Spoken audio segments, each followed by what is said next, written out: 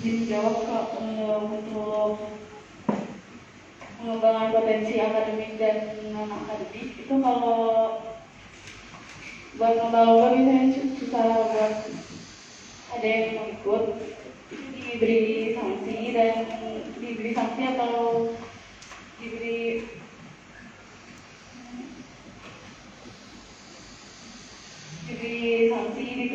ditegur dulu. Dan untuk niat bakat di ekskul di SMA kita masih kurang, jadi ditarik, diberi edukasi kalau ekskul tuh perlu nggak sering yang dilakukan.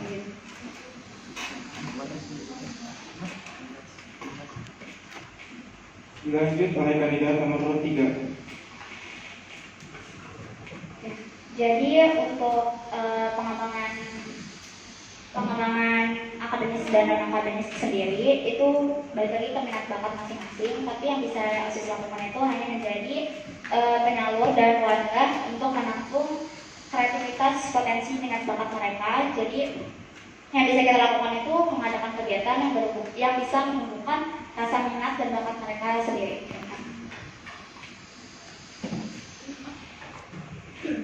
Dilanjut oleh kandidat nomor pertama. Bismillahirrahmanirrahim. Di sini saya jadi jawab. Jadi caranya itu yang pertama saya akan memberikan buat anak-anak buat siswa-siswi yang kurang mempunyai motivasi untuk belajar, itu kita bisa membuatkan motivasi, entah itu motivasi dari guru ataupun pihak-pihak yang lainnya. Lalu untuk siswa yang kurang ataupun yang belum tahu minat dan bakatnya, yang kurang tertarik di bidang akademik ataupun non akademik, itu menurut saya seharusnya memberikan dorongan dan kita bisa membuat peraturan bahwa satu siswa itu minimal atau maksimal memiliki 2 ekstrakurikuler. Satu ekstrakurikulernya itu adalah pramuka. Lalu selanjutnya itu dengan sesuai program kerja saya, yaitu mengaktifkan kegiatan ekstrakurikuler. Di sini kita bisa memberikan motivasi, memberikan dorongan kepada siswa-siswi itu untuk mengikuti ekstrakurikuler tersebut. Lalu untuk acara atau kegiatan lomba, kita bisa memberikan sanksi. Jika salah satu kelas ada yang tidak mengikutinya, bahwa kita akan melakukan sanksi tersebut. Contohnya itu bersih-bersih sekolah atau kelasnya masing-masing. Terima kasih.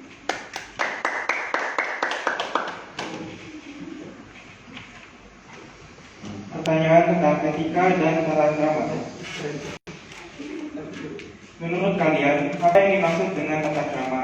Seberapa penting adanya tata krama di lingkungan sekolah? Dan upaya apa yang akan kamu lakukan dalam meningkatkan tata krama di lingkungan sekolah?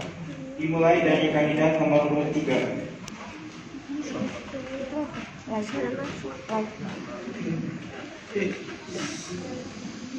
Terima kasih. Jadi menurut saya tata krama adalah kebiasaan melakukan sopan dan santun. Dan upaya saya untuk meningkatkan tata krama di lingkungan sekolah itu, yang pertama adalah dengan mencontohkan sopan santun tata krama itu sendiri.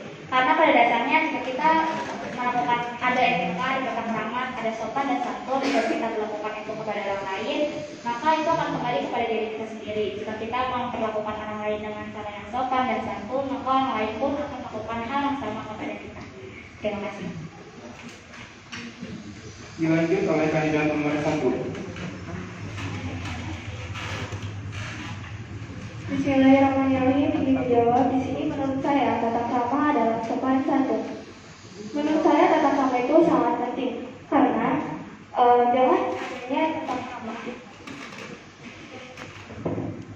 dengan adanya tata krama, kegiatan belajar dan mengajar pun menjadi disiplin, jadi lebih menyenangkan, nyaman, aman, dan damai.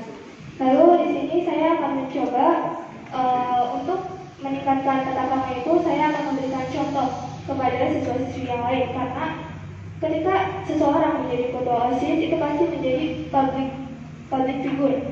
Kita harus memberikan contoh yang baik terlebih dahulu agar mereka mencontoh, dan kita harus sopan santun kepada orang lain agar orang lain juga melakukan hal tersebut kepada kita. Terima kasih. Dilanjut oleh kandidat nomor 2.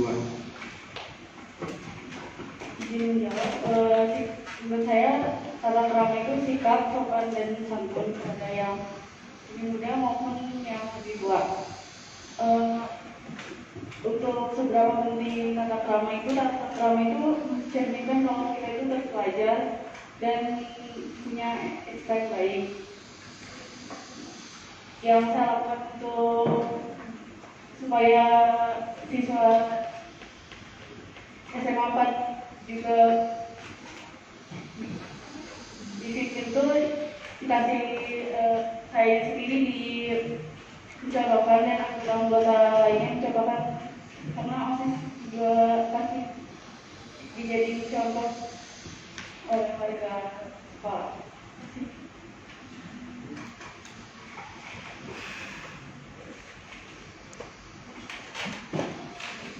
Kita masuk ke sesi kedua.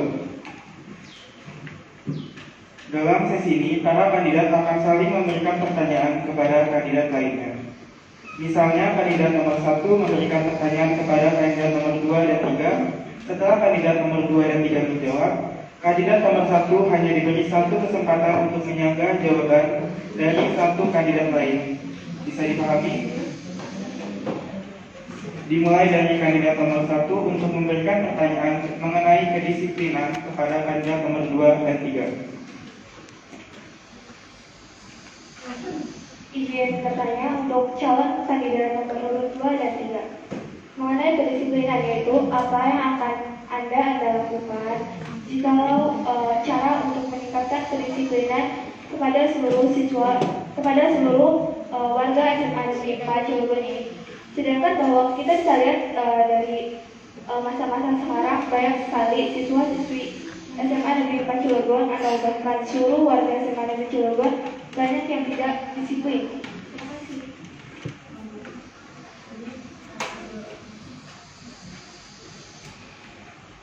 Silakan jawab kepada kandidat nomor 2.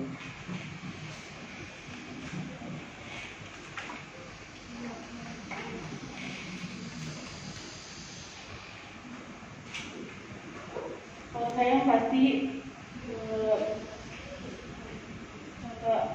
mencontohkan yang baik kan kepada seluruh siswa SMA Negeri 4. Kalau kita tuh emang contoh yang baik dan ketua yang baik buat semuanya.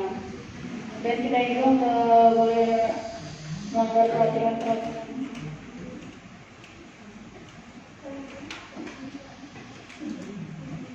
Kandidat nomor 3 dipersilakan. Terima kasih untuk pertanyaannya. Cara saya meningkatkan kedisiplinan di lingkungan sekolah adalah yang pertama mencontohkan yang baik, karena disiplin itu harusnya dimulai dari diri kita sendiri. Jika kita sudah disiplin, sudah cukup disiplin seperti nilai orang lain, baru kita bisa nilai orang lain juga. Dan apabila saya melihat ada ketidakdisiplinan itu, yang bisa saya lakukan adalah menegur dengan baik, sedangkan untuk sanksi dan hukuman itu sudah ada di kebijakan sekolah. Terima kasih.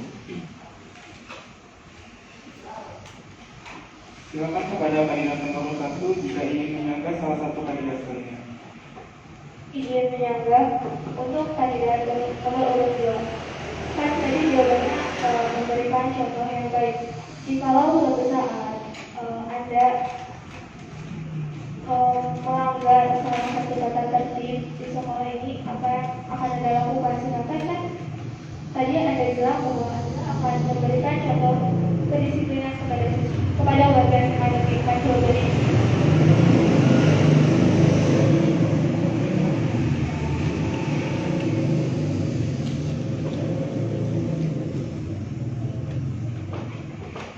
Kalau saya pasti minta maaf dan introspeksi diri sendiri lagi buat tidak melakukan kesalahan yang sama.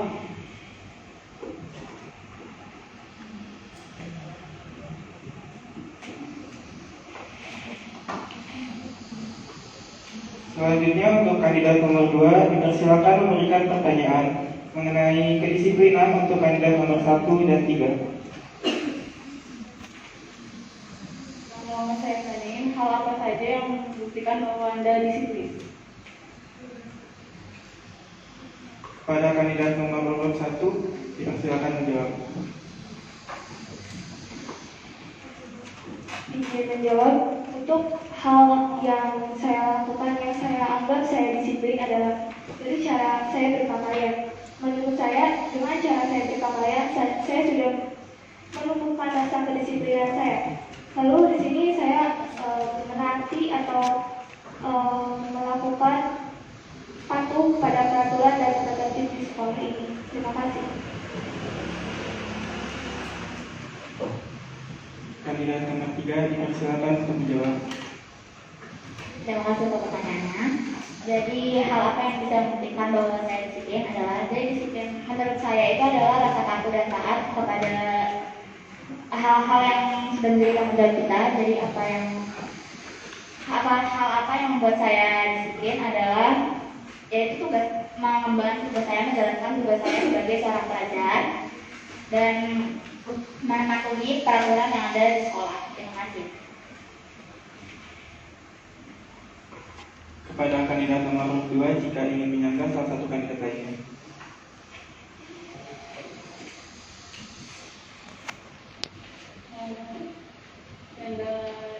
Yang kandidat nomor 3, kalau misalnya tata tertibnya ada yang nggak dilaksanain atau gimana? Silakan kandidat nomor 3 untuk menjawab. Jadi apabila saya sendiri tidak melaksanakan, ada satu tata tertib yang tidak saya laksanakan, atau terkhususnya peraturan sekolah, yang pertama kali saya lakukan adalah menerima kesalahan yang saya buat, menerima diri saya yang sudah membuat kesalahan itu tersendiri, lalu berdamai dengan diri saya, dan mulai kalau misalnya perbuatan pelanggaran yang saya lakukan itu menyinggung pihak lain, saya akan meminta maaf kepada pihak lain, lalu saya akan berusaha berubah menjadi lebih baik. Terima kasih. Selanjutnya untuk kandidat nomor 3, dipersilakan memberi pertanyaan mengenai kedisiplinan untuk kandidat nomor 1 dan 2. Pertanyaan untuk kandidat nomor 1 dan 2 adalah, menurut Anda seberapa penting kedisiplinan dalam kehidupan sehari-hari serta alasannya? Terima kasih. Dipersilakan kepada kandidat nomor 1 untuk menjawab.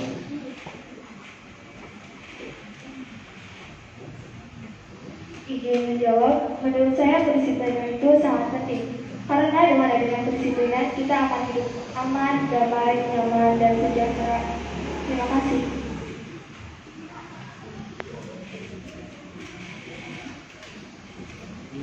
Menurut saya kedisiplinan itu penting karena kalau disiplin jadi lebih teratur dan lebih tertata dalam melakukan apapun. Terima kasih. Kepada kandidat nomor 3, silakan jika ingin menyanggah. Izin menanggapi untuk kandidat nomor 1. Tadi Anda menjawab kalau disiplin itu penting agar kehidupan itu menjadi aman dan damai. Mengapa disiplin itu bisa membuat kehidupan aman dan damai menurut Anda? Terima kasih.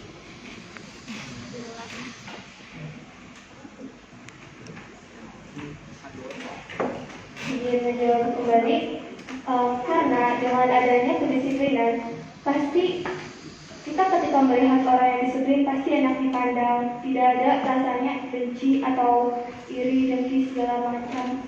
Jadi dengan adanya kedisiplinan, semuanya itu sama.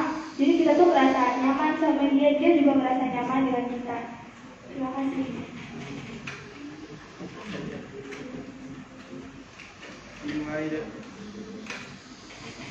Selanjutnya dimulai dari kandidat nomor 1 untuk memberikan pertanyaan mengenai pengembangan potensi akademik dan non-akademik kepada kandidat nomor 2 dan 3.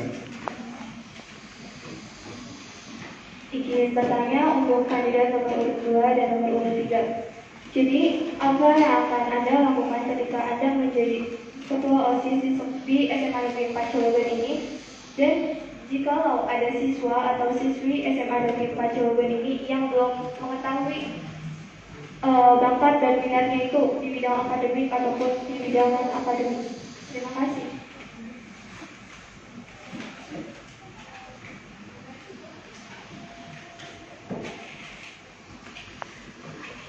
Izin jawab, saya kalau ada yang belum tahu minat atau bakatnya di bidang akademik atau non akademik itu didorong untuk masuk ekskul.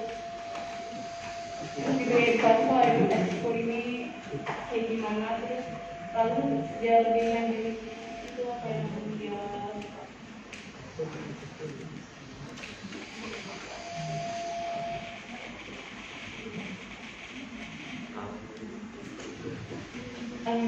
Untuk saya pribadi, kalau misalnya ada siswa yang belum bisa menemukan minat bakat dia, itu kan kembali dari diri masing-masingnya. Kalau misalnya dia belum bisa mengenali minat dan bakat dia sendiri, itu balik lagi ke diri dia. Tapi yang bisa saya lakukan adalah menjadi perantara dia menemukan minat dan bakat dia, dan yang bisa saya lakukan adalah mendorong dia untuk menemukan minat dan bakatnya. Terima kasih.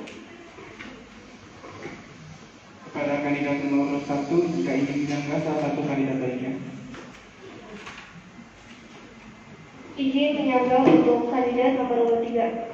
Tadi kan Anda bilang kalau misalnya Anda bisa menjadi perantara atau pendorong bagi siswa-siswi untuk mengikuti ataupun menemukan bakat dan minatnya. Cara Anda itu seperti apa caranya?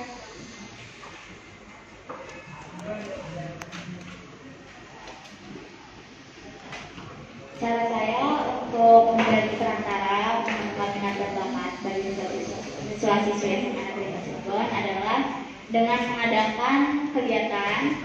Karena dari kegiatan itu sendiri biasanya banyak perlombaan yang menuntun siswa menemukan minat dan bakat mereka. Jadi yang saya lakukan adalah mengadakan minat kegiatan.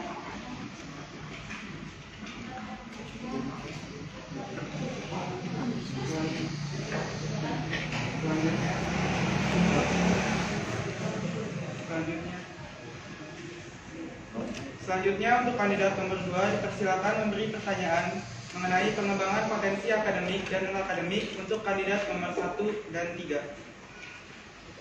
yang mau saya tanyain apa atau hal apa yang Anda ingin lakukan untuk pengembangan potensi akademik dan akademik untuk siswa SMA Negeri 1.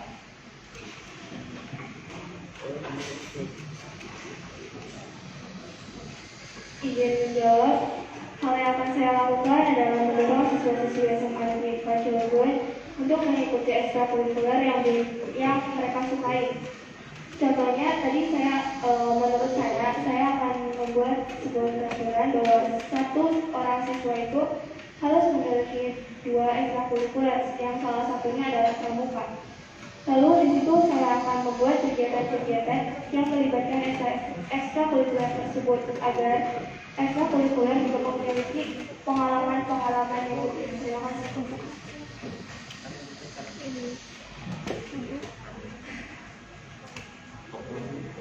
Untuk pengembangan di bidang akademik sendiri, saya akan mengadakan kegiatan yang berhubungan dengan lomba tersebut, di mana jika dari lomba tersebut, dari lomba cerdas cermat tersebut, siapa tahu ada guru yang melirik siswa tersebut, lalu siswa tersebut bisa diikutkan ke olimpiade setingkat kota atau tingkat selanjutnya. Dan untuk pengembangan diri di non-akademik itu saya akan memberikan motivasi dan memberikan dorongan kepada mereka untuk mengikuti minat bakat mereka, mengikuti ekstrakurikuler yang mereka sukai dan mereka minati.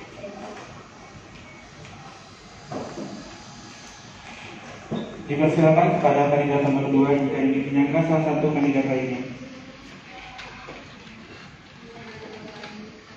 Satu, kalau misalnya ada siswa yang cuma pramuka doang atau cuma satu gak ikut 2 ekstrakurikuler, itu dikasih sanksi atau gimana?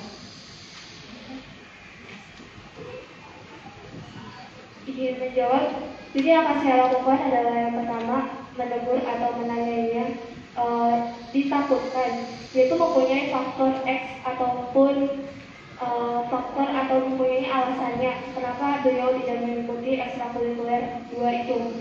Nah, jikalau emang alasan itu masih bisa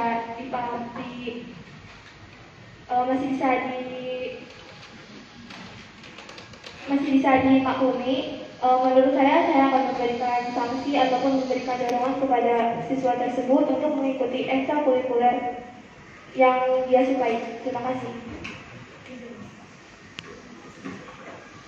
Selanjutnya untuk kandidat nomor 3 dipersilakan memberi pertanyaan mengenai pengembangan potensi akademik dan non-akademik untuk kandidat nomor 1 dan 2. Pertanyaan saya, ketika Anda terpilih menjadi ketua OSIS nanti, pastikan Anda ada kesulitan dalam membagi waktu antara jam belajar dengan jam ekstrakurikuler. Maka Anda harus fokuskan diri Anda ke bidang akademis atau ke bidang non akademis itu sendiri. Terima kasih.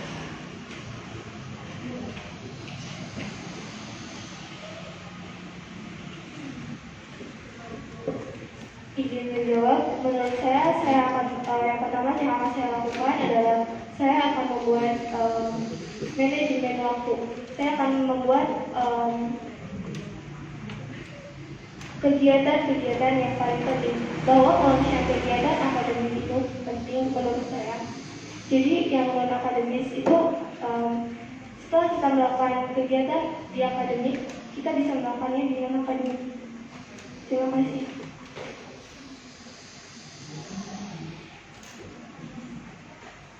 Izin menjawab, kalau saya bagi waktunya non akademik dan akademik. Kalau saya juga sama mendahulukan akademik dulu. Misal kalau misalnya ada ulangan dan ada acara di samaan waktu, saya menyelesaikan ulangan dulu, lalu balik lagi ke lapangan supaya lebih tenang dan lebih santai.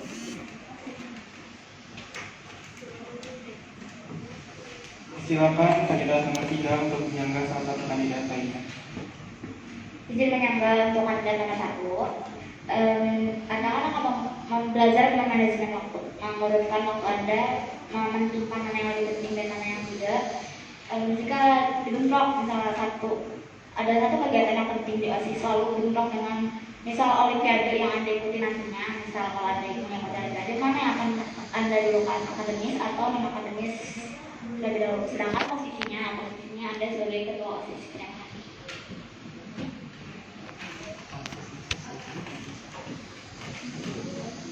Izin menjawab. Yang akan saya lakukan adalah saya akan melihat dulu seberapa pentingnya. Misalkan ya, saya akan mengikuti latihan untuk mengikuti olimpiade.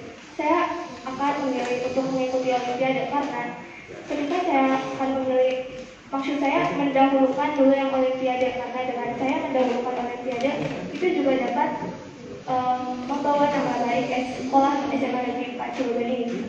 Dan lalu yang kedua, karena di OSIS itu kan ada wakil ketua. Nah, kita bisa ikut ataupun bisa meminta bantuan kepada wakil ketua itu untuk mewakilkan saya. Terima kasih.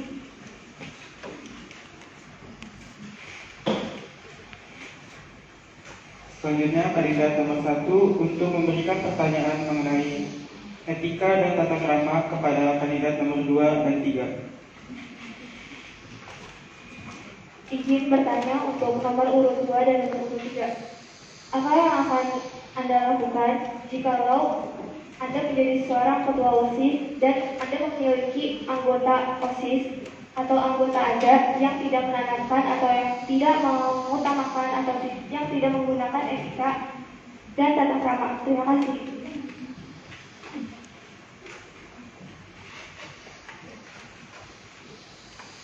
Izin menjawab, yang pasti yang saya lakukan menegurnya dan memberi edukasi supaya siswanya sendiri lebih menjaga sikap di lingkungan sekolah maupun di lingkungan luar.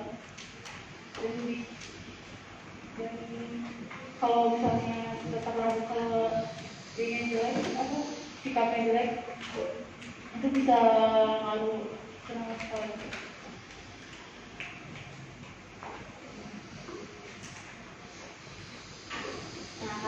lakukan jika ada anggota saya yang tidak memiliki tata krama adalah menanyakan anggotanya dengan baik, karena nggak semua orang bisa dikasarin dan nggak semua orang bisa dijelekin. Yang kedua, jika sudah ditegur dan dia masih terus melakukan itu, masih belum bisa menanamkan sopan santun dia, saya memberi peringatan yang keras. Lalu, tapi saya juga di saat yang bersamaan saya juga harus memberikan contoh yang baik kepada dia. Saya juga harus memberikan contoh sopan dan santun tersendiri kepada dia.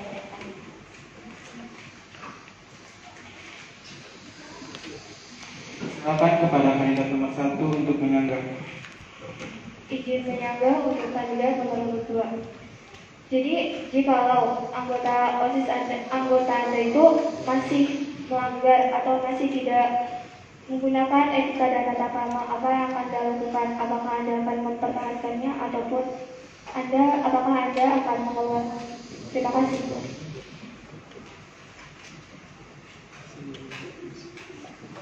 Yang melakukan kedua itu tergantung sikapnya kayak gimana. Terus kalau terus-terusan ditegur atau terus-terusan ngelakuinnya, nanyain dia mau tetap bertahan atau mau keluar aja. Kalau misalnya tetap ditahan tapi dia nggak mau juga. Terima kasih.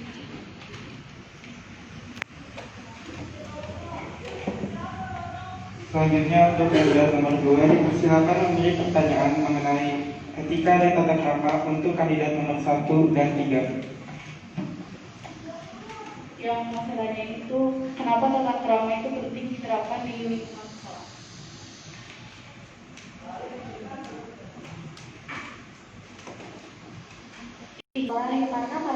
Karena jika tidak ada tata krama dan etika di sekolah, pasti tidak akan bisa tercapainya visi dan misi SMA Negeri 4 Cilegon ini.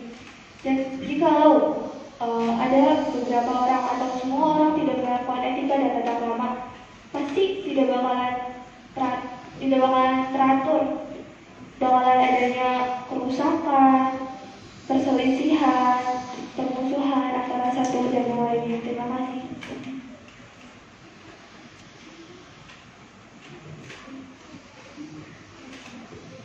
Menurut saya tata krama itu penting di lingkungan sekolah, karena tata krama itu merupakan kebiasaan sopan dan santun, di mana itu merupakan batasan kita dalam berbicara, berperilaku, juga bergaul. Apabila ada orang yang tidak ada tata krama dan sopan santunnya, itu nama dia sendiri yang akan jelek pertama. Yang kedua, dia juga akan dapat perlakuan yang sama dari orang lain juga akan memperlakukan dia dengan buruk. Jadi menurut saya etika dan sopan santun itu, tata krama itu sendiri sangat penting. Terima kasih.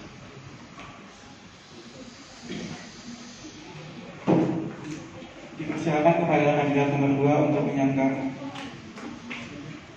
Menjaga karena kalau misalnya ada siswa yang nggak tetap ramah atau tetap di sekolah yang dilakukan semua siswa.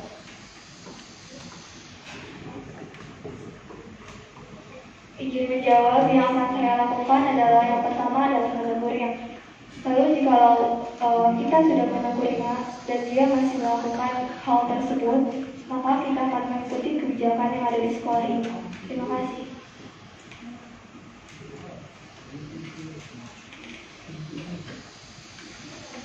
Selanjutnya untuk kandidat nomor 3 dipersilakan memberi pertanyaan mengenai etika dan tata krama untuk kandidat nomor 1 dan 2. Ingin bertanya untuk kandidat nomor 1 dan 2, menurut Anda etika, tata krama, sopan dan santun itu sendiri ditujukan untuk siapa?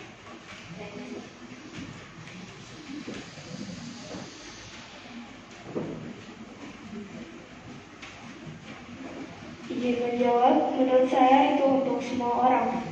Karena misalnya kita bisa lihat dari lingkungan sekolah terlebih dahulu.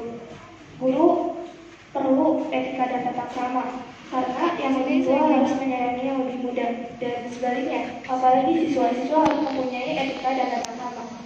Jikalau dia belajar etika dan tata krama sejak kecil, pasti ketika dia tumbuh atau beranjak dewasa, dia akan terbiasa dengan peraturan yang ada di lingkungannya tersebut dan akan mudah beradaptasi dengan lingkungannya. Terima kasih.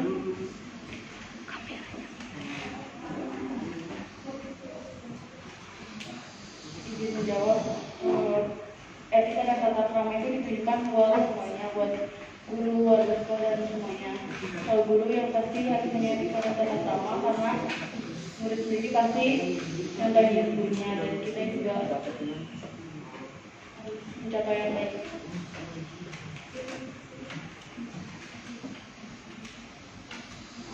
Dipersilakan kepada kandidat nomor 3 untuk menyampaikan jawaban. Izin yang untuk kandidat nomor 2. Jadi kan ini relatif ya, relatif. Kadang etika tata krama sopan dan santun itu kesampingan. Jadi kayak kita tuh kalau bergaul dengan orang yang seumuran sebaya sama kita tuh kadang tata krama sopan santun kita tuh jadi dikesampingkan gitu. Jadi upaya apa yang akan Anda lakukan untuk diri Anda sendiri maupun teman-teman yang seumuran dan sebaya dengan Anda untuk menerapkan tata krama dan sopan santun itu sendiri. Terima kasih.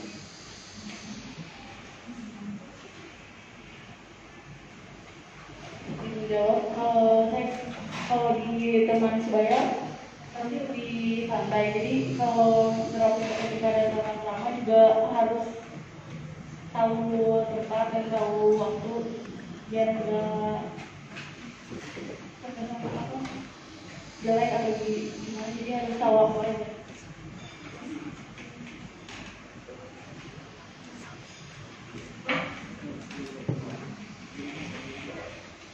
Selanjutnya kita memasuki sesi ketiga.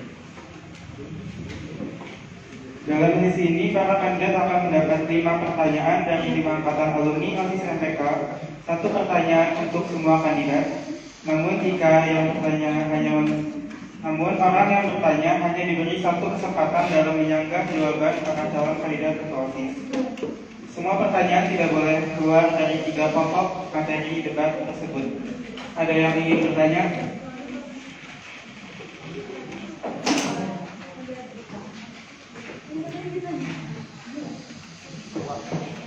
Assalamualaikum warahmatullahi wabarakatuh. Saya perwakilan dari angkatan 13. Izin bertanya sebelumnya.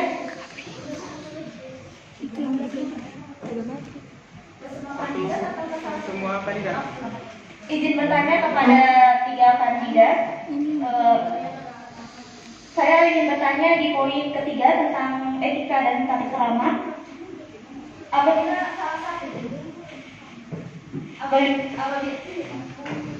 Apabila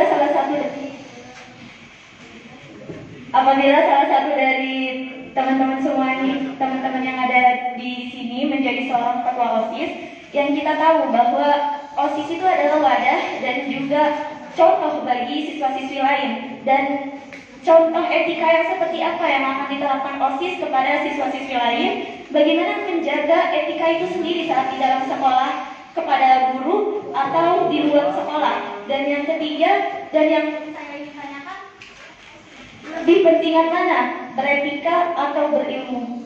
Terima kasih. Wassalamualaikum warahmatullahi wabarakatuh.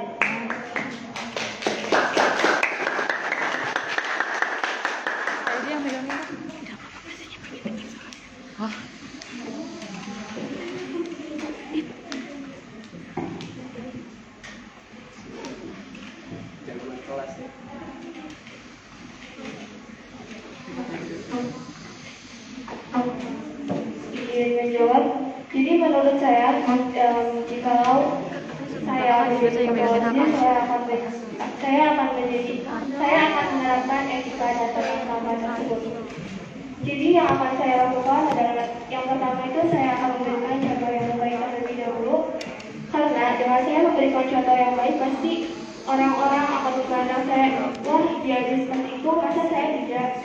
Lalu saya akan membuat peraturan bagi orang yang melanggar etika, dan yang pertama harus kita lakukan adalah menegurnya. Itu berlaku buat siapapun, entah itu saya. Misalkannya saya tidak melakukan etika atau tidak bertata krama, semua orang tuh boleh menegur saya. Tidak ada yang melarang saya, boleh. Kan kita tuh sebagai manusia harus saling mengingatkan satu sama lain. Lalu menurut saya etika dan tata krama itu sangat penting. Jikalau dengan adanya etika dan tata krama, kita akan mudah beradaptasi di lingkungan manapun. Jikalau kita beretika dan bertata krama di lingkungan sekolah terlebih dahulu, pasti orang-orang akan memandang kita, wah, dia bagus banget nih ahlaknya, seperti itu. Nah, lalu kemanusiaan kita ketika kita di luar juga kita, menurut saya itu perlu untuk melakukan etika dan bertata krama. Menurut saya itu etika lebih penting karena orang yang beretika pasti orang berilmu, dan orang berilmu belum tentu dia bisa melakukan etika tersebut. Terima kasih. Kandidat 1, biar pilih yang ini.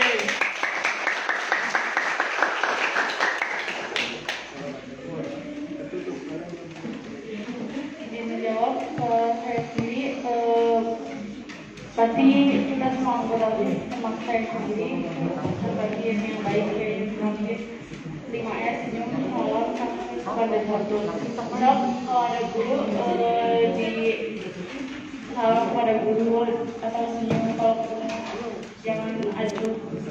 Dan mana yang lebih penting yang beretika atau berilmu, yang pasti beretika. Karena kalau berilmu tapi tidak beretika juga pasti pandangnya rendah, pandangnya jelek karena gak punya sikap yang baik kepada orang.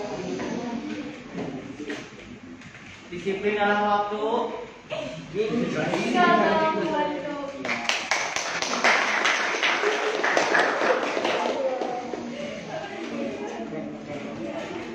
Untuk tata krama apa yang akan saya tunjukkan jika saya ada sebagai tidak osis adalah yang pertama jaga bahasa dan bahasa saya. Jadi saya harus tahu bahasa saya dalam bergaul dan berbahasa, entah itu ke orang tua, yang kedua tentunya seorang atau sebanyak. Terus perilaku kepada guru, karena mereka lebih tua, jadi kita harus harus lebih sopan kepada mereka, dan punya teman-teman yang lebih muda kita harus lebih bisa menghormati mereka. Dan untuk teman-teman yang sebaya, sekali lagi kita harus tahu bahasa kita dalam bergaul. Untuk di luar sekolah itu etika dan tata krama itu tetap harus dijaga karena kita tetap membawa nama sekolah kita juga di luar sekolah. Jadi begitu kita di luar sekolah pun kita harus menerapkan etika dan tata krama yang baik. Untuk penting mana orang berilmu atau orang beretika, pasti orang beretika karena orang beretika itu secara tidak langsung akan mendapatkan kehormatan, akan mendapatkan respect dari orang gitu. Tapi kalau orang berilmu tapi tidak memiliki etika, orang-orang juga tidak akan memberikan respect pada mereka. Kandidat 3. Kalau ingin semangat belajar, jangan lupa pilih kata 3. Silakan kepada Mama Lucy jika ingin menjawab.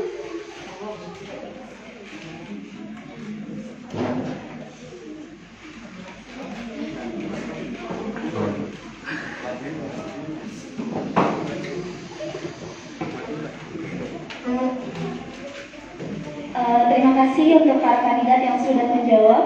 Tadi yang tentang etika di luar sekolah, untuk OSIS sendiri apabila di luar sekolah juga OSIS kan membawa nama balik OSIS itu sendiri ya. Jadi orang-orang pasti mikirnya itu siapa sih keanggotaan OSIS kayak gitu ya. Kalau untuk teman-teman nih, kalau teman-teman kepilih jadi seorang ketua OSIS, apa yang bakal teman-teman lakuin kepada anggotanya kalau anggotanya melakukan sanksi yang seperti apa yang bakal teman-teman kasih kepada orang yang melanggar etika tersebut? Terima kasih.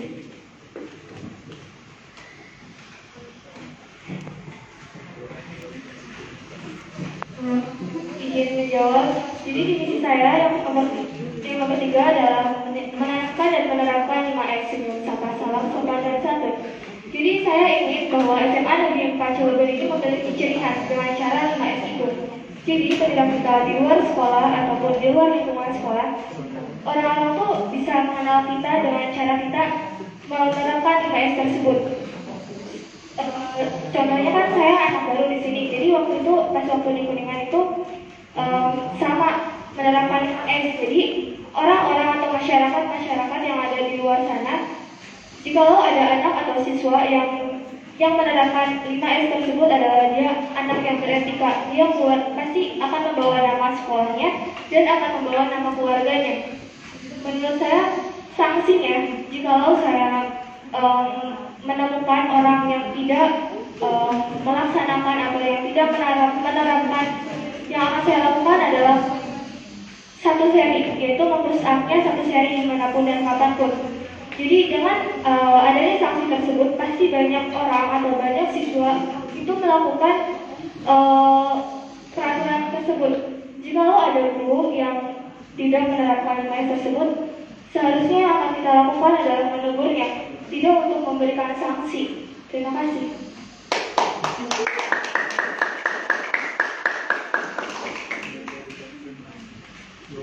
Izin menjawab, etika dan tata krama itu mau di luar sekolah atau di sekolah. Jadi di divisi saya yang ketiga itu untuk kalau ada yang melanggar itu diberikan sanksi yang sesuai edukasi, karena tidak semua orang itu ada yang nggak bisa dikasih, jadi harus dikasih tahu pelan-pelan. Kalau misalnya udah benar-benar ketahuan diberikan sanksi seperti push up dan lain-lain.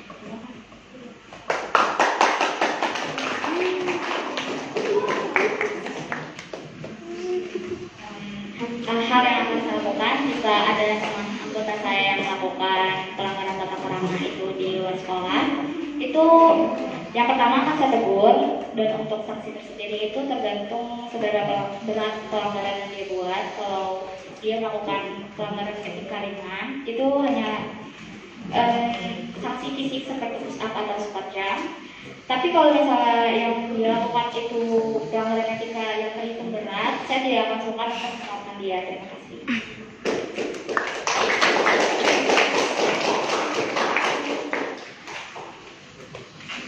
Ada yang ingin bertanya kembali?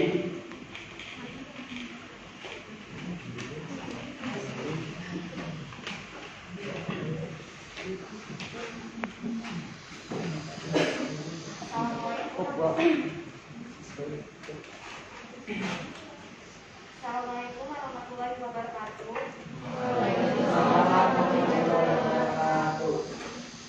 Perkenalkan, saya perwakilan dari alumni angkatan 12 izin bertanya untuk semua kandidat. Kan OSIS itu sebagai contoh dari siswa-siswi yang lain. Nah, pertanyaannya, jika Anda terpilih menjadi ketua OSIS, apabila Anda dihadapkan oleh suatu masalah, anggota Anda melanggar kedisiplinan itu, bagaimana tindakan Anda sebagai ketua OSIS dalam masalah itu? Lalu kan banyak siswa yang melanggar aturan atau tata tertib di sekolah. Contoh kasusnya itu dari tahun ke tahun seperti banyak siswa yang menyepelekan atribut atau menyepelekan tata tertib yang lain. Sebagai ketua, tindakan apa yang Anda lakukan selain menegurnya? Terima kasih. Assalamualaikum warahmatullahi wabarakatuh.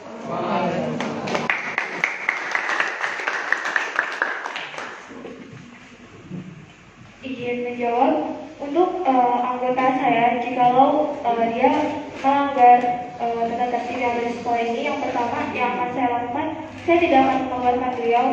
Yang pertama itu saya akan menegurnya, dan saya akan menanyakan alasan dia melanggar tata tertib itu apa. Dan jikalau emang sepele alasannya itu, saya akan memberikan sanksi yaitu berupa push up. Dan dengan sanksi itu pasti orang-orang akan berpikir, wah sanksinya seperti ini, jadi saya tidak boleh melakukan sanksi tersebut. Karena yang akan saya lakukan sanksinya itu dimanapun dan kapanpun, yaitu tetap di lingkungan sekolah. Lalu yang selanjutnya itu, izin bertanya, yang pertanyaan yang kedua apa? Kalau kalian kan dari tahun ke tahun banyak sekali siswa yang melanggar aturan atau tata tertib di sekolah. Contoh kasusnya itu seperti atribut. Nah, masih banyak siswa yang melanggar atribut. tidak lengkap dan tindakan kamu. Izin menjawab, tindakan saya yang akan saya lakukan adalah yang pertama menegurnya, lalu yang kedua saya akan menjadikan beliau yang melanggar ataupun yang atributnya kurang lengkap, saya akan menjadikan ajang sebagai ajang fashion show, bahwa nanti dan saya akan membawa orang-orang yang melanggar itu keliling sekolah agar orang-orang pada tahu dan membuat efek jerak terhadap siswa tersebut. Terima kasih. Anida 1, lebih asik pilih yang ini.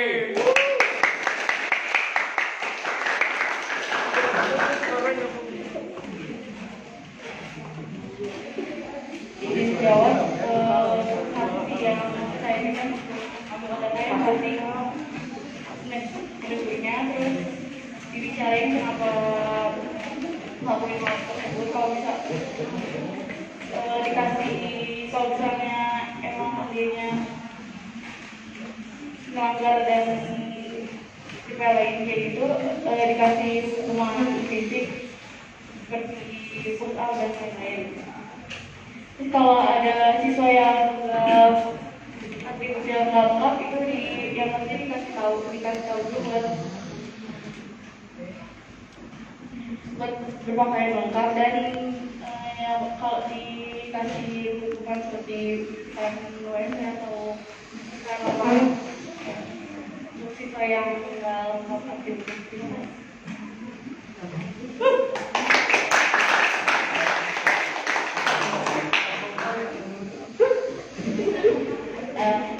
Untuk anggota saya sendiri, apabila ada pelanggaran kedisiplinan, yang pertama akan saya lakukan ya pasti menegurnya, tapi saya pun harus memberikan contoh yang baik kepada dia. Lalu untuk saya juga harus siap mendengarkan cerita dia, maksudnya alasan dibalik kenapa dia melakukan pelanggaran tersebut. Lalu apabila alasannya sudah cukup sepele, saya harus bisa tegas kepada dia dan memberikan sanksi berupa sanksi fisik terhadap dia. Untuk siswa yang tidak memakai atribut sekolah, itu sudah ada kebijakan sendiri dari ke sekolahnya, tapi bisa saya beri sanksi berupa sanksi fisik juga. Terima kasih.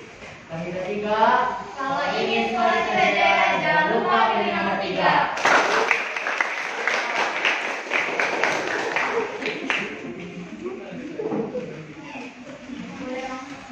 Izin dengan silakan Kak. Cek, izin. Kandidat nomor 1, lagi-lagi saya mendengar kata menghukum atau menghukum ya dimanapun dan kapanpun. Sedangkan ada orang yang nggak suka gitu ya, kalau misalkan dihukum di halayak ramai gitu. Apakah Anda siap nantinya akan dipermalukan di depan umum atau di depan siswa-siswa yang bagaimana Anda itu sebagai ketua OSIS gitu? Apakah Anda siap dipermalukan di teman-teman Anda? Terima kasih.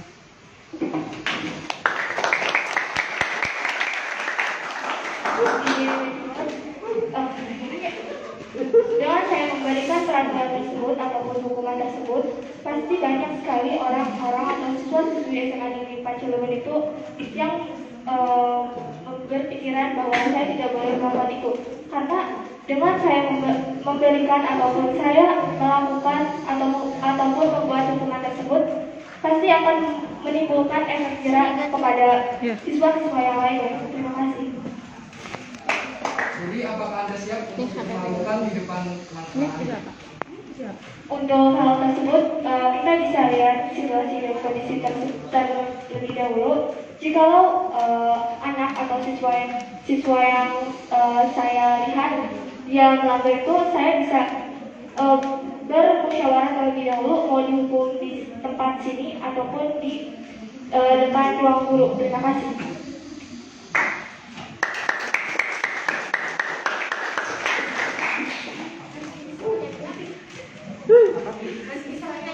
Nggak bisa Kak.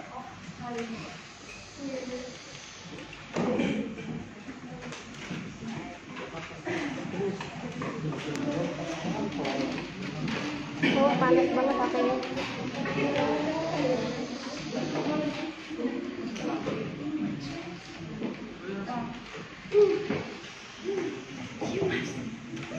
Assalamualaikum warahmatullahi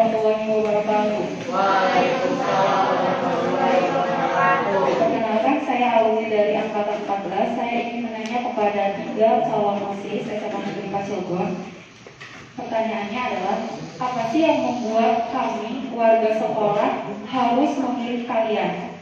Dan selanjutnya, ketika kalian sudah terpilih menjadi ketua OSIS dan anggota kalian ada yang seleksi alam ataupun keluar secara tiba-tiba, apa sikap yang Anda pilih atau Anda lakukan kepada anggota kalian yang keluar secara tiba-tiba? Dan apa sih tanggapan kalian tentang anggota OSIS yang masuk ke organisasi OSIS hanya untuk main-main ataupun hanya untuk terkenal di warga sekolah? Dan oke, terima kasih. Assalamualaikum warahmatullahi wabarakatuh.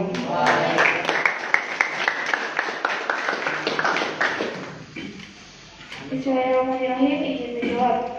Jadi yang akan saya lakukan adalah yang orang-orang yang harus memilih saya karena saya sanggup bertanggung jawab atas segala sesuatu yang berkaitan atau bersangkutan dengan OSIS. Lalu ketika ada seleksi alam yang keluar tiba-tiba, yang akan saya lakukan adalah saya akan merangkulnya dan saya akan melakukan kontak secara privat kedua, yaitu dengan cara saya menanyakan kenapa dan alasan dia ingin keluar itu seperti apa. Jikalau emang benar-benar tidak bisa dipertahankan, maka saya akan melakukan sidang. Terima kasih. Kandidat 1, lebih asik, pilih yang ini.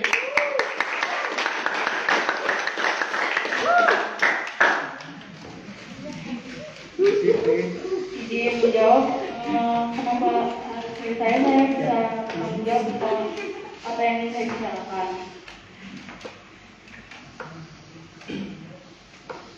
Yang kedua pertanyaan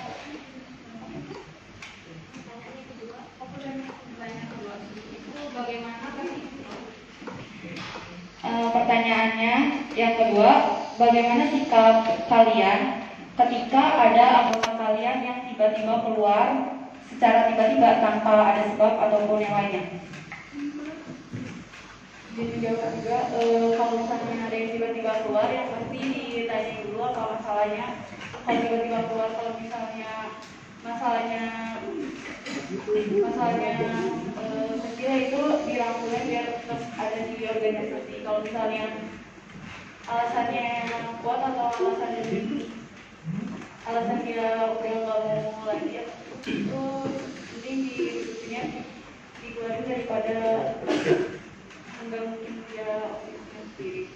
Terus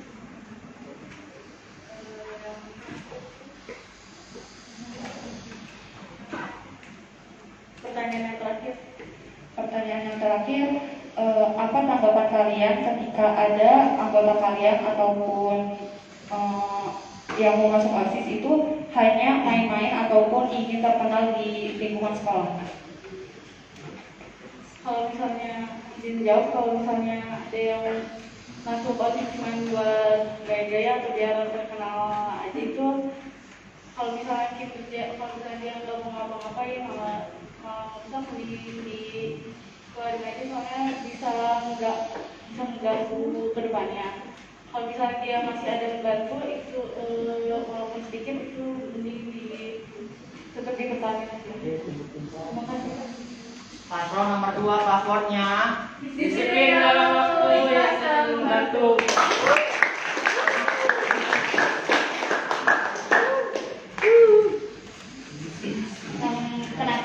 Terima kasih untuk pertanyaannya. Izin jawab. Kenapa orang harus memilih saya? Itu karena saya siap bertanggung jawab.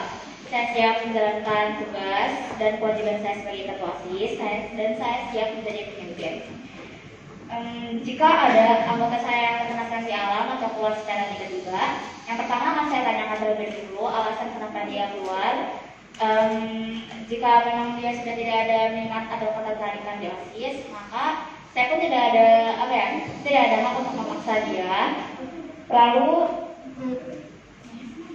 jika saya juga harus melihat kinerja dia di OSIS, apakah kinerja dia itu baik ataupun kinerja dia itu hanya untuk menghambat OSIS. Kalau misalnya kinerja dia hanya untuk menghambat OSIS, maka lebih baik dilepaskan.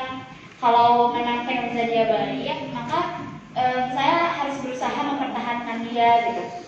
Lalu untuk tanggapan saya untuk anggota ya OSIS yang masuk hanya untuk terkenal atau hanya untuk main-main, tanggapan saya adalah seharusnya orang tersebut tahu kalau misalnya ketika mereka memutuskan untuk masuk ke sebuah organisasi, baik itu OSIS atau ekstrakurikuler manapun, maka mereka juga harus siap bertanggung jawab dan mereka harus siap menjalankan tugas mereka sebagai anggota.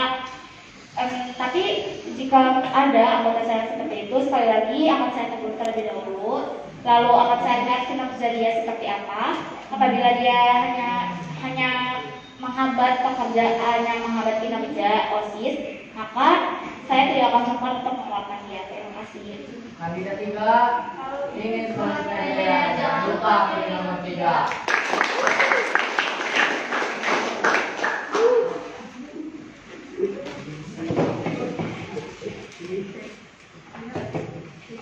Izin menyanggah.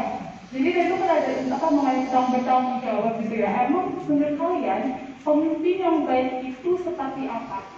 Terima kasih.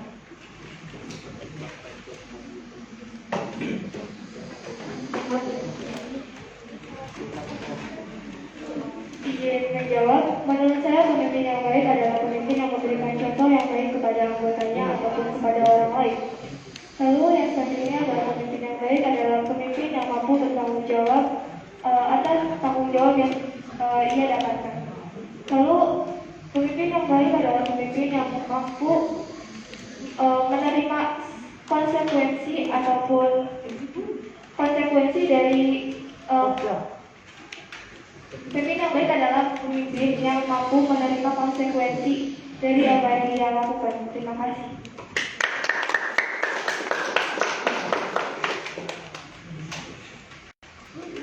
Izin jawab, saya pemimpin yang baik itu yang dapat bertanggung jawab terhadap kata-katanya atau prinsipnya sendiri.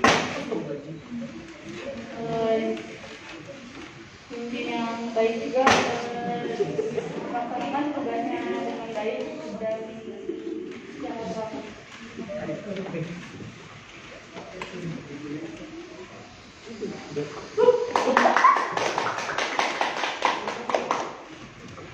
Izin menjawab, menurut saya pemimpin yang baik itu pertama yang dapat tegas kepada anggotanya, lalu dapat mengemban kepercayaan dan menjalankan tugasnya dengan baik. Pemimpin yang baik juga harus mempunyai etika dan tata krama. Dia juga harus tahu bagaimana batasan-batasan dalam bergaul. Lalu pemimpin yang baik itu harus dapat bertanggung jawab atas tindakan dia. Pemimpin yang baik juga harus berani mengambil resiko untuk anggotanya. Terima kasih.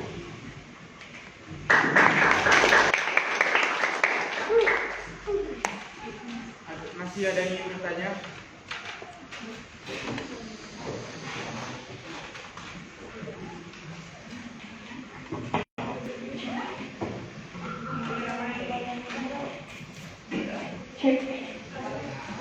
Assalamualaikum warahmatullahi wabarakatuh. Waalaikumsalam warahmatullahi wabarakatuh. Izin memperkenalkan diri, saya perwakilan dari angkatan ke-15. Izin bertanya, ketika keadaan setelah saudara Bapak kembali atau di Bapak, saudara Bapak, pertanyaannya bagaimana jika ada anggota kalian yang sering terlambat masuk sekolah? Apa yang Anda akan lakukan dan apa pendapat Anda? Terima kasih. Assalamualaikum warahmatullahi wabarakatuh.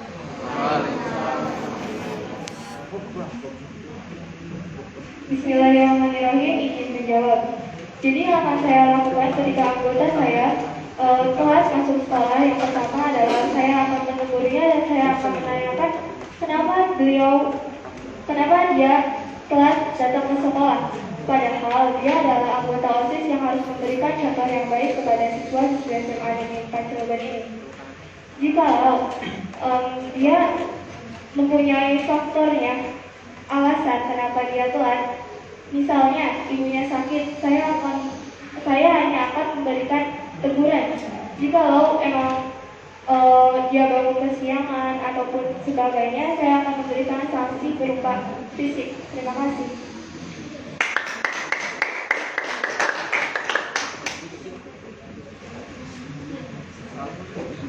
Izin menjawab, kalau ada siswa yang terlambat dengan kepala, yang pasti nanyain dulu apa alasannya dia terlambat. Kalau misalnya ada masalah tersendiri, masalah yang menyangkut pribadinya, dimaafin. Kalau misalnya karena dia malas atau dia lumayan terus kesiangan kayak gitu, ditegur lalu dikasih sanksi kayak up dan lain-lain.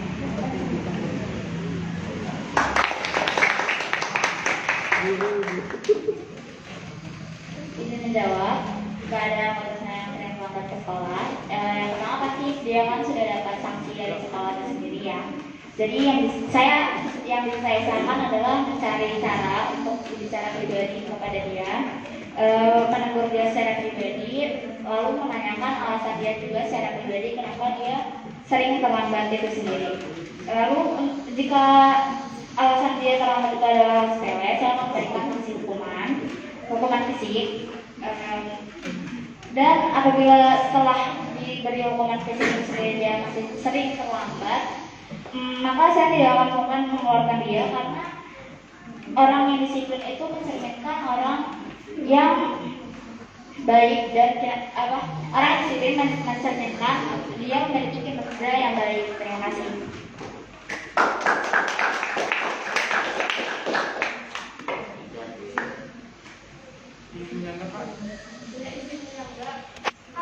Kan disiplinan itu penting ya.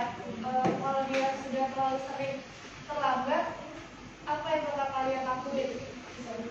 Pribadi kalian, apa yang bakal kalian lakuin ke anggota kalian?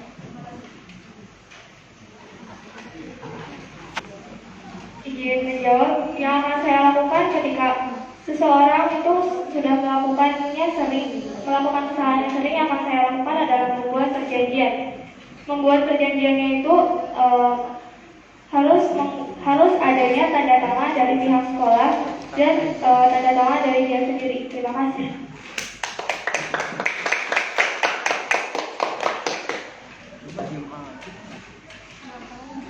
Izin menjawab, kalau misalnya terus-terusan dilakuin itu ditanyain kenapa terus-terusan ngelakuin melanggar disiplin itu, terus yang pasti dibuat perjanjian dan terusnya diturusin sama guru, enaknya di depannya kayak gimana.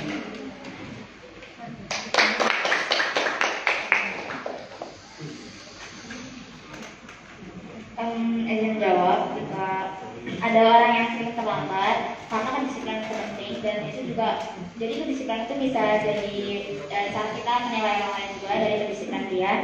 Apabila dia tidak disiplin, kita bisa menilai dia sebagai orang buruk. Jadi yang akan saya lakukan adalah menegur dia, membicarakan alasannya secara pribadi. Lalu untuk sanksi tersendiri, jika itu dia pelanggaran yang dilakukan adalah pelanggaran tata tertib sekolah, maka sekolah sudah membuat kebijakan sendiri. Jadi saya hanya bisa membantu sekolah untuk menetapkan kebijakan tersebut. Terima kasih.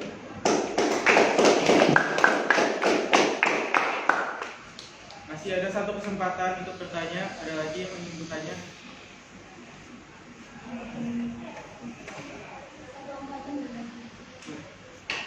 Maaf, izin jawab, maksudnya satu angkatan dan Jadi jadi ada 4 angkatan doang yang sekarang ini. Gak apa-apa, dari misalkan satu angkatan 2 pertanyaan gak apa-apa.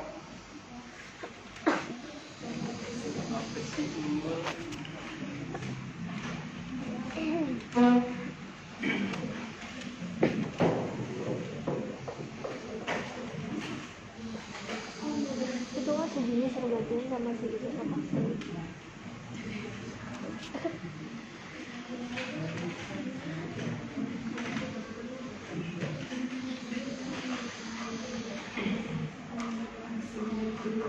panas banget ngapain, Mbak?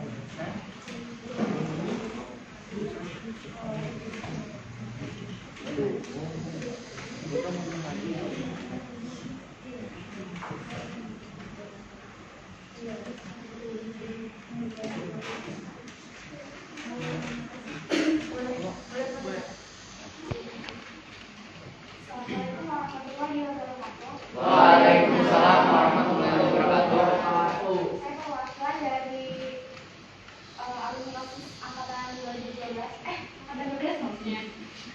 Ya, tadi kan salah satu dari kalian ada yang menyebutkan tentang kegiatan. Kegiatan seperti apa yang akan Anda lakukan dalam menunjang kegiatan pengembangan akademik dan non-akademik? Terima kasih. Assalamualaikum warahmatullahi wabarakatuh.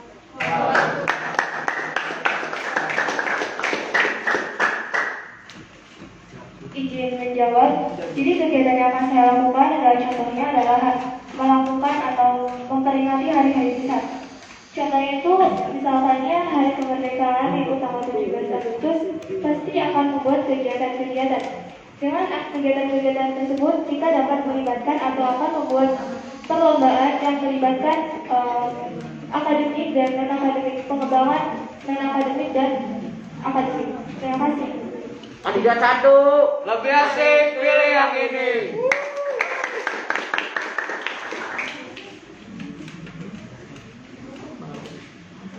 Izin jawab. Jadi di sekolah sendiri setiap hari-hari besar agama, program besar nasional itu pasti diadain lomba-lomba cerdas cermat dan lomba fisik lainnya. Nah dari situ jadi kita bisa tahu mana siswa yang lebih berpotensi, dan kalau misalnya lomba cerdas cermat itu yang berpotensi di bidang akademik. Kalau di bidang akademik itu bisa dilihat waktu kelas meeting. Terima kasih.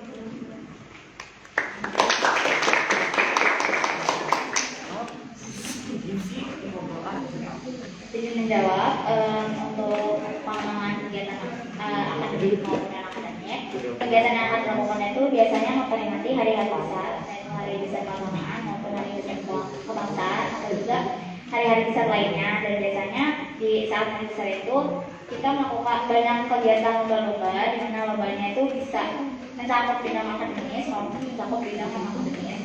Bisa juga bidang non-akademisnya kita kembangkan jiwa sosialnya dengan cara kerja bakti atau bisa juga bakti sosial. Terima kasih. Kandidat 3. Kalau ini sekolah bisa jaya, jangan lupa pilih nomor 3.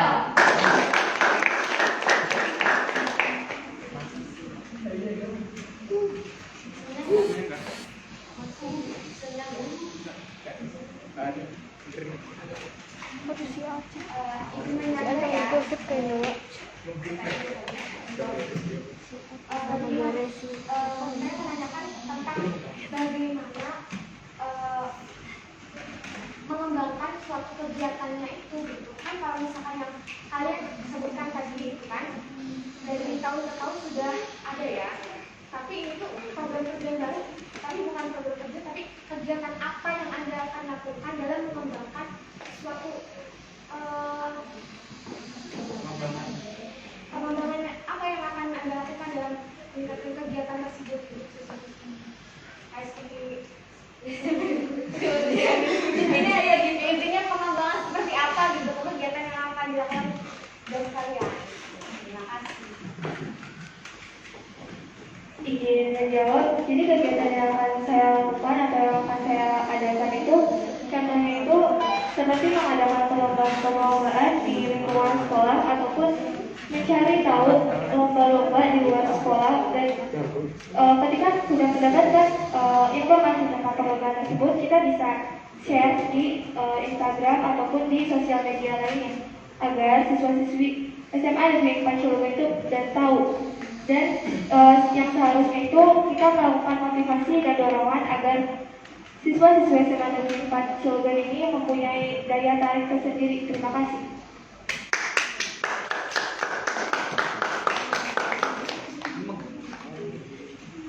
Ini jawab untuk potensi akademik dan akademik.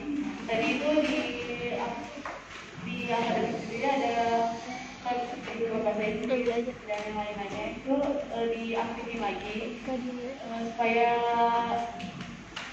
siswa-siswa yang ikut potensinya lebih terdorong lagi supaya kita bisa lomba di negara dan ekspor juga lebih diaktifin lagi supaya siswanya juga lebih dimakan kalau misalnya membawa nama sekolah.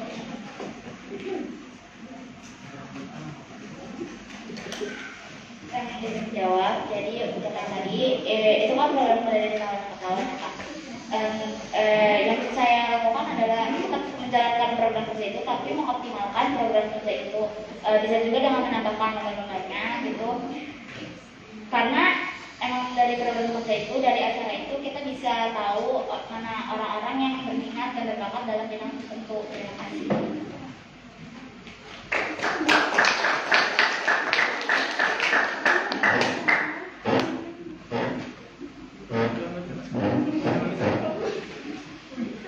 Baik, acara debat hari ini kita akhiri sampai di sini. Saya ucapkan terima kasih kepada semuanya. Selanjutnya saya serahkan kembali kepada pembawa acara. Wassalamualaikum warahmatullahi wabarakatuh.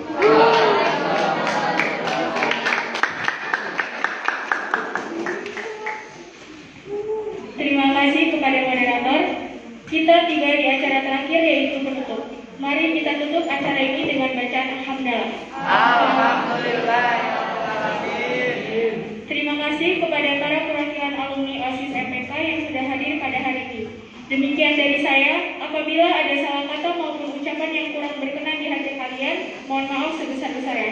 Saya akhiri. Wassalamualaikum warahmatullahi wabarakatuh. Waalaikumsalam warahmatullahi wabarakatuh.